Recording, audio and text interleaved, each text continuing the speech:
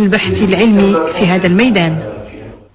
وفاء لروح المقاوم الراحل أبو بكر القادري أحد الموقعين على وثيقة المطالبة بالاستقلال، أطلق في الدار البيضاء اسم الفقيد على أحد شوارع المدينة.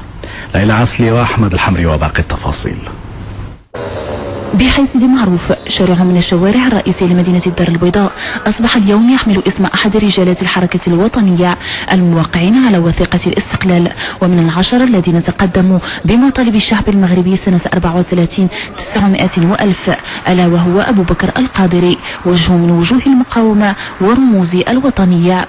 نحن مدينون لمدينة الدار البيضاء التي أخذت مبادرة إطلاق اسم المرحوم أبو بكر القادري على شارع من أهم شوارع هذه المدينة المناضلة المجاهدة، وهو اعتراف منها بما أداه لوطننا المحبوب من تضحيات وما قام به من أعمال لصالح شعبنا. المناسبة تأتي والذكرى الأولى لوفاة المناضل أبو بكر القادري، حيث تم عرض شريط وثائقي لنبذة عن حياته التي قضاها في التعريف بالقضية الوطنية والقضية الفلسطينية في المحافل الدولية. أبو بكر القادري رحمه الله تعالى يعد من الرموز الحركة الوطنية التي جاهدت في سبيل استقلال المغرب وفي سبيل العرش العلوي المجيد.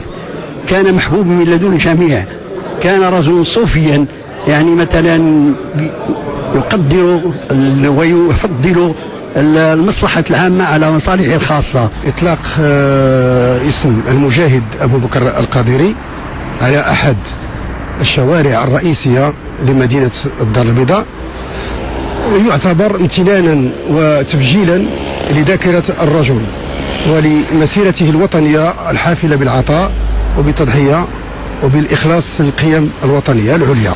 لوحة تذكارية حتى يبقى راسخا في ذهن المغاربة والأجيال الآتية ما قدمه رجالة المقاومة لنيل الحرية والاستقلال.